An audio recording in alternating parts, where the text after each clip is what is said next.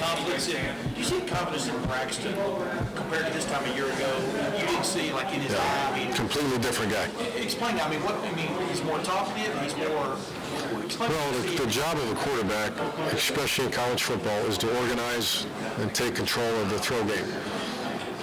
The NCAA gives you, think about this for a minute, the NCAA gives you 20 hours per week, and that's just for the 4 weeks of spring practice, and then during the season you're trying to win a game. In the off-season, you're allowed to do everything but throw a football. So he's not getting the adequate coaching, and you just can't be around.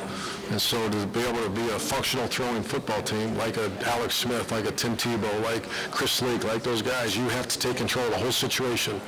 And he didn't do that a year ago. He wasn't experienced at it. From what I'll tell you after this, once I get him in August, that they're very productive throwing the balls because our quarterback took charge.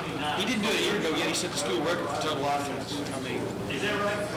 What's the limit, I guess? Yeah, I think the proper term is I have yet to see the ceiling on a wonderful kid, so I can't wait to see. I hope the ceiling starts to show up sometime soon, because when it does, it's going to be fun to watch. Do you have any update on Kenny Guyton's hand? So that's the other one. Kenny Guyton has a broken finger here, and I want to say it's 2 more weeks, but he's been doing all the action without everything but a football is what I've been told. He's a great kid, so he'll be ready.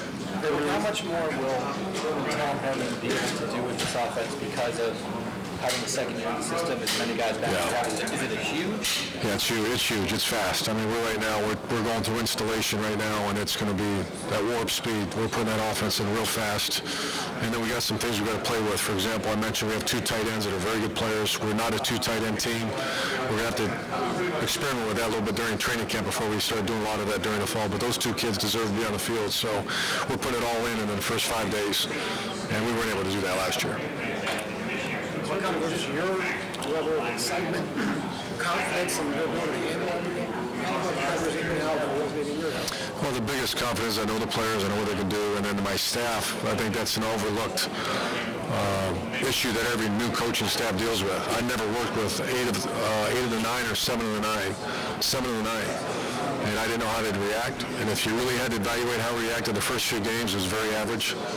If you had to say how did we react the last 6 games, it's pretty good. It's because the alignment, the staff came together, and our guys did a good job. I mean, there's a lot of speculation about the biggest conferences someday, maybe sooner than we realize, breaking away from the NCAA. What are your thoughts about that idea? Well, I do have thoughts on that. I have thoughts that I think the bigger conference has different issues to deal with than smaller conferences. You know, some of the recruiting legislation and conversation that people have is different at different levels, and it's not making one better than the other. It's different.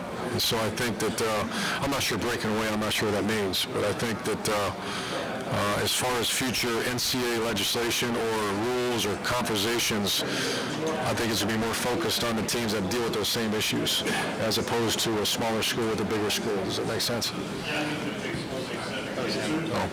Urban, there's been some coaches across the country say tempo offenses maybe are unfair and even cited player safety issues. What are your thoughts on that? Well, it's interesting. We're more, last year, I would say we were more of a pro offense than we were a spread offense. That doesn't mean we're an up-tempo. We ran a lot of plays as fast as we could at times. So, I've heard that. I do see arguments on both sides. I see the fact that the fatigue factor is real and you can't sub players in.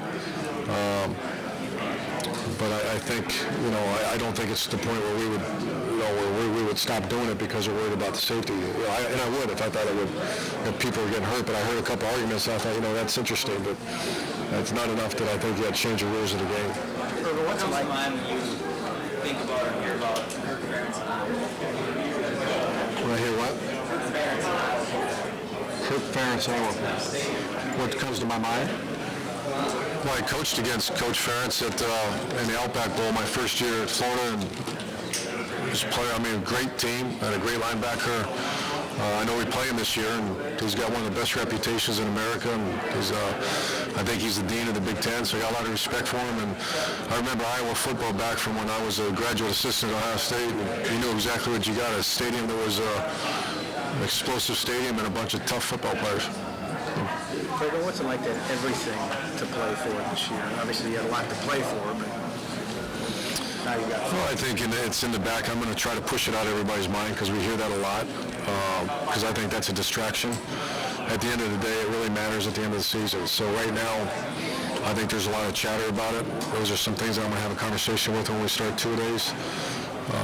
But every person in that program, every person that plays college football is ranked in the top 20, dreams of that situation. So I know it's there, but we can't focus on it. What's a bigger 800-pound gorilla, that or what you had to take out of their minds last year? When you had that Great question. Yeah. I'm hoping it's the same type of team. Dennis, you'd be amazed. I didn't cover that one time last year in the team meeting. We didn't have that conversation, which is mind-boggling. But I had it already. I spent all summer thinking about when this hits. You lose a game, some situation shows up. And our players became so competitive during that run last year that it never came up.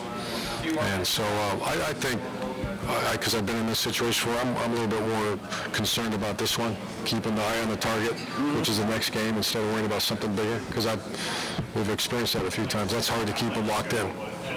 You're talking about winning it all, not Yeah. just playing for a bowl. That's what you're Yeah.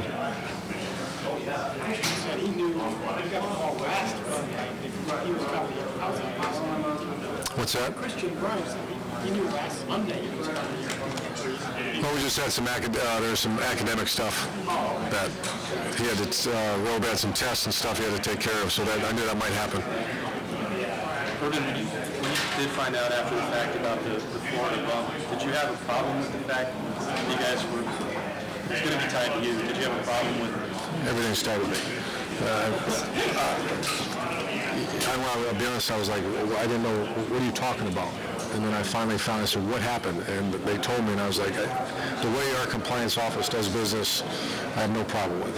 And I didn't spend much time thinking about it and moved on. last time everything's tied to you? How do you kind of keep that in perspective? I shouldn't say that. I got to move on. I don't worry about it. Don't worry about I got the text message this morning from a former player there, talking about you and leadership and how you define leadership with him and stuff. You do get through to sometimes. You know, is it more fulfilling you get through to some guys, or very frustrating you don't get through to others? Well, You understand what I mean? yeah, because there's some great stories out there of guys that our coaching staff helped turn around. That's obviously so much more fulfilling, and that's what ultimately our job is. So that's why we do what we do. Thanks. Thank you very much, guys. Thanks, guys.